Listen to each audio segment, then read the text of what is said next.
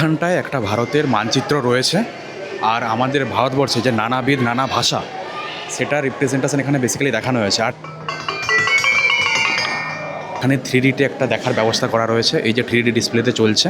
আর এইখানে বসার মতো জায়গা করে রাখা রয়েছে, যেখানে কত লোক এসেছে জাস্ট দেখো।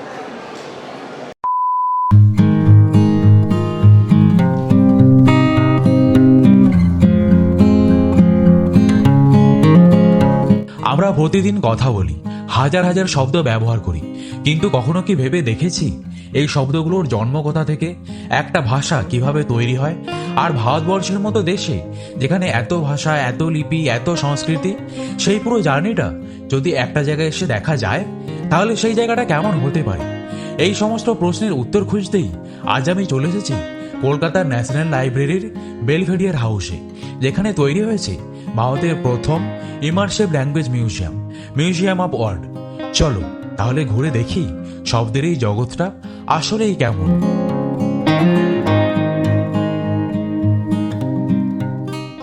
আজকের আমার ডেস্টিনেশন কলকাতার একদম নতুন একটা অ্যাট্রাকশন শব্দলোক, অর্থাৎ ওয়ার্ড অফ মিউজিয়াম, যেটা রয়েছে ইন্ডিয়ান লাইব্রেরির মধ্যেই।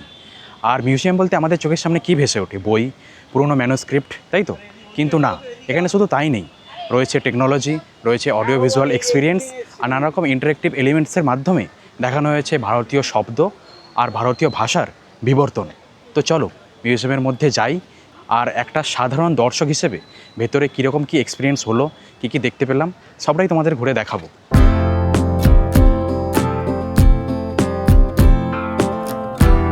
এই যে মেন এন্ট্রান্স আমাদের ওয়ার্ড অফ মিউজিয়ামের, এখান থেকে ডান দিকে কিছুটা গিয়েই পাবে ব্যাগেজ কাউন্টার।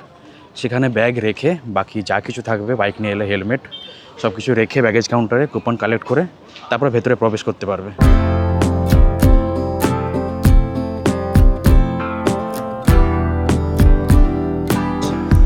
আর এই এন্ট্রান্স দিয়ে ঢুকেই লেফট সাইডে রয়েছে টিকিট কাউন্টার।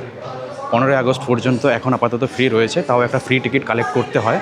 বাট 15ই আগস্টের পর থেকে টিকিট ফি থাকবে। টিকিট ফি কী হবে সেটা আমি পরে জেনে ডিসক্রিপশানে অ্যাড করে দেবো অবশ্যই। এই হলো টিকিট কাউন্টার, এখান থেকে ফ্রি টিকিটটাই কালেক্ট করতে হবে। এই টিকিট নিয়ে নিয়েছি, আর এই হচ্ছে এন্ট্রান্স। তো চলো এবার ভেতর দিকে যাই।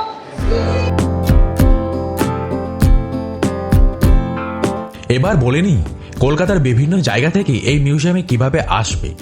আলিপুরগামী যে কোনো বাসে উঠে, যেমন হাওড়া থেকে AC4, AC12D বা E4, এবং ধর্মতলা থেকে 3C/1, AC20 বা 47/1 ধরে লাইব্রেরি মোড়ে নেমে পায়ে হেঁটে জাস্ট 5 মিনিটে পৌঁছে যেতে পারো এখানে। তবে একটা কথা মনে রেখো, মিউজিয়ামের একদম সামনে কোনো মেট্রো স্টেশন নেই, তাই মেট্রোতে এলে Jatin Das metro gate number 1 থেকে বেরিয়ে শেষের অংশটা রোড ট্রান্সপোর্টেই কভার করতে হবে। 1 মিনিট মতো হেঁটে চলে আসতে হবে হাজরা মোড়ে। সেখান থেকে মিউজিয়াম অটো ভাড়া পড়বে 20 টাকা, আর সময় লাগবে মাত্র 5 মিনিট। আর গুগল ম্যাপসের ডেস্টিনেশন হিসেবে মিউজিয়াম অফ ওয়ার্ড বা ন্যাশনাল লাইব্রেরি আলিপুর লিখে সার্চ করলেই খুব সহজেই এক্সাক্ট লোকেশন পেয়ে যাবে। তাছাড়াও পিন পয়েন্ট লোকেশন আমি ডিসক্রিপশনে দিয়ে রেখেছি, প্রয়োজনে দেখে নিতে পারো।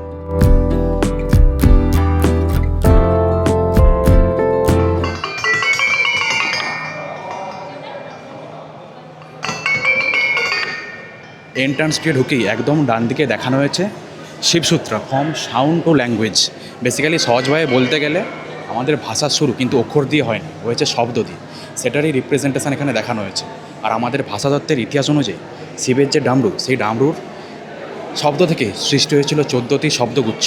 সেই শব্দগুচ্ছটাকেই রিপ্রেজেন্টেশন, মানে সেই শব্দগুচ্ছের রিপ্রেজেন্টেশনটাই এখানে দেখানো হয়েছে।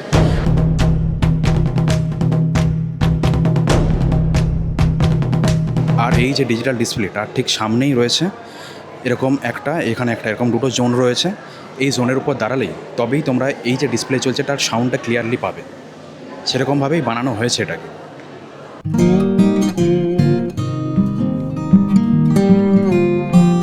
এই মিউজিয়ামের পরিকল্পনার কথা প্রথম সামনে আসে 2020 সালে।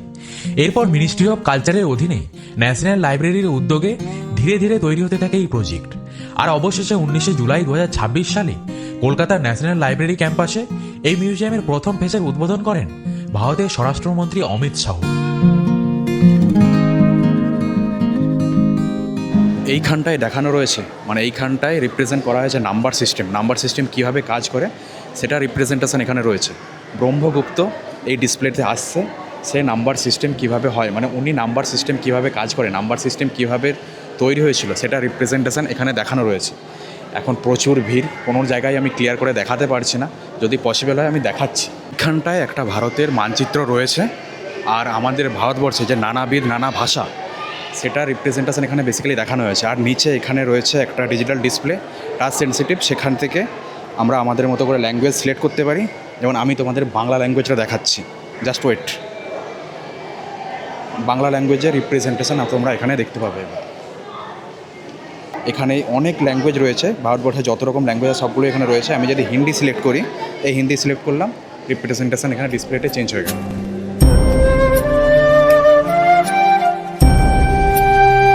এখানে একটা সেকশন বানানো হয়েছে যেটার নাম দেওয়া হয়েছে নবরস। এখানে বেসিক্যালি দেখানো হয়েছে ভারতবর্ষের যত রাজ্য আছে, যত স্টেট আছে, সেগুলোর যে নানা রকম শিল্প, নানা রকম সাহিত্য, সেগুলো রিপ্রেজেন্টেশন এখানে দেখানো রয়েছে। এখানে একটা বড় ডিসপ্লে রয়েছে, আর এখানে একটা রয়েছে ছোট, যেখান থেকে তোমরা নানা রকম জায়গার, নানা রকম রাজ্যের নানা রকম শিল্প যেগুলো রয়েছে সেগুলো এখানে সিলেক্ট করে নিতে পারবে, আর সেগুলো রিপ্রেজেন্টেশন এখানে দেখতে হবে। শিল্প সংস্কৃতির যে রিপ্রেজেন্টেশনটা এক্ষুনি দেখালাম, সেটারই সাউন্ড অ্যান্ড ভিজুয়ালে আমরা উপভোগ করতে পারবো, সেই ব্যবস্থা করে দেওয়া হয়েছে। আর এখানে এত কিছুর মাঝেও একটা প্রশ্ন কিন্তু থেকেই যায়, এই মিউজিয়াম কলকাতাতেই কেন করা হলো? তার উত্তর খুঁজতে গেলে কলকাতার ইতিহাসের দিকে তাকাতে হয়। বাংলা সাহিত্য, ভাষা, প্রকাশনা এবং জ্ঞানচর্চার সঙ্গে কলকাতার সম্পর্ক বহুদিনের। রবীন্দ্রনাথ ঠাকুর, বঙ্কিমচন্দ্র চট্টোপাধ্যায়, শরৎচন্দ্র চট্টোপাধ্যায়ের মতো সাহিত্যিকদের পাশাপাশি national library, Asiatic society, college street এবং কলকাতার দীর্ঘ পাবলিশিং ট্র্যাডিশন, সব মিলিয়ে ভাষা ও সাহিত্যের জন্য কলকাতা নিঃসন্দেহে একটা গুরুত্বপূর্ণ জায়গা। আর সেই কারণেই ভারতের ভাষা ও শব্দের এই গল্প বলার জন্য কলকাতাকে বেছে নেওয়াটা যথেষ্ট অর্থবহ।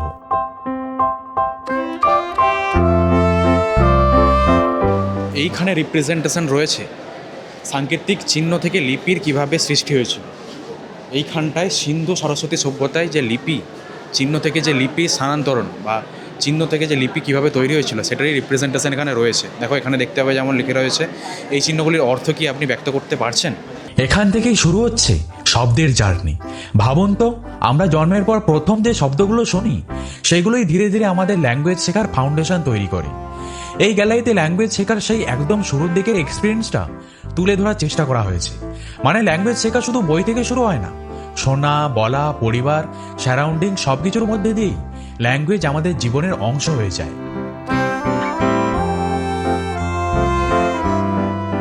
এখানটা একটা ইন্টারেক্টিভ ভাষার সম্বন্ধে একটা কুইজ মতো সিস্টেম করা রয়েছে। এই যে দেখতে পাচ্ছ 3টে করে শব্দ দেখাচ্ছে, এখানে 4টে করে অপশান রয়েছে ভাষা, সেটা কোন ভাষা সেটা সিলেক্ট করতে হবে, যেমনটা চলছে দেখতে পাবে।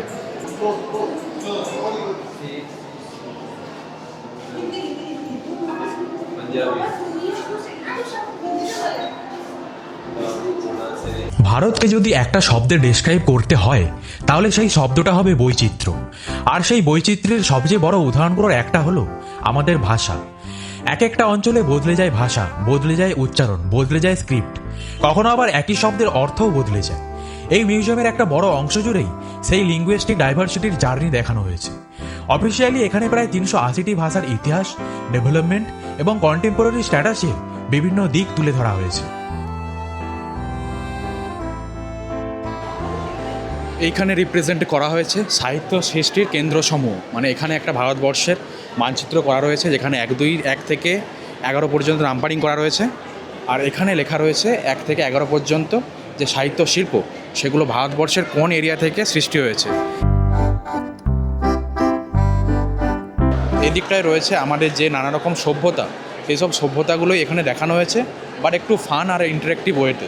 যেমন আমাদের যে জিগসো পাজল যে আমরা ছোটোবেলায় খেলে বড় হয়েছি, সেই জিগসো পাজলই এখানে রয়েছে।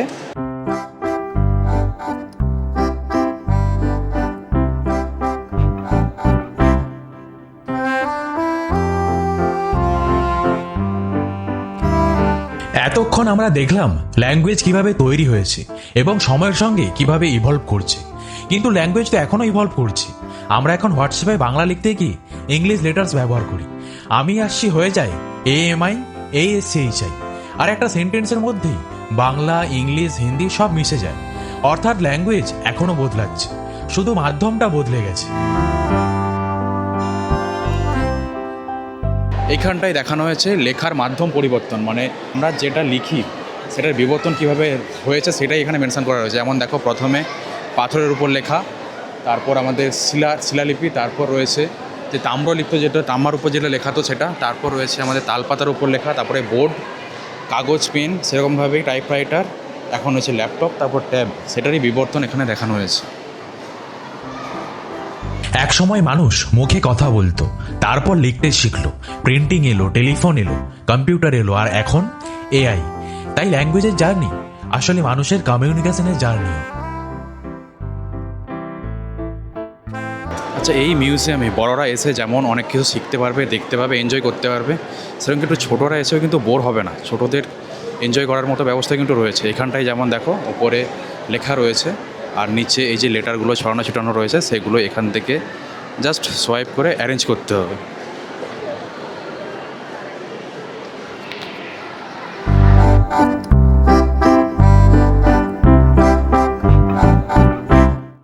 একটা মিউজিয়াম ঘুরে বেরিয়ে আসার পর সাধারণত আমরা কিছু ছবি, কিছু তথ্য আর কিছু স্মৃতি নিয়ে বাড়ি ফিরি। কিন্তু মিউজিয়াম অফ ওয়ার্ড থেকে বেরিয়ে আসার সময় আমার মনে হলো আমরা প্রতিদিন যে শব্দগুলো ব্যবহার করি সেগুলির প্রত্যেকটার পেছনেই হয়তো একটা হিস্ট্রি আছে, একটা জার্নি আছে। আর সেই জার্নিটাই ল্যাঙ্গুয়েজকে শুধু কমিউনিকেশনের মাধ্যম না বানিয়ে আমাদের কালচারের আইডেন্টিটির একটা অংশ করে তুলেছে। হয়তো তাই শব্দ শুধু কথা নয়, শব্দের মধ্যেই লুকিয়ে থাকে একটা সময়, একটা মানুষ আর একটা সমাজের গল্প। আমার কাছে সবচেয়ে ইন্টারেস্টিং লেগেছে এখানে ল্যাঙ্গুয়েজকে শুধু হিস্ট্রি হিসেবে দেখানো হয়নি, বরং আমাদের এভরিডে লাইফের সঙ্গে কানেক্ট করার চেষ্টা করা হয়েছে। তোমরা যারা এই মিউজিয়াম ঘুরে গেছো বা আসবে, কমেন্ট করে জানিও তোমাদের কোন সেকশনটা সবচেয়ে ভালো লেগেছে। আর আমার এই ভিডিও আর প্রেজেন্টেশনটা ভালো লাগলে একটা লাইক আর শেয়ার করে বাকিদের নতুন মিউজিয়ামের খবরটা দিয়ে দিও। তাহলে আজকের মতো এখানেই শেষ করলাম। আবার দেখা হবে নতুন কোনো জায়গার নতুন কোনো গল্প নিয়ে। Till then, stay healthy and keep travelling.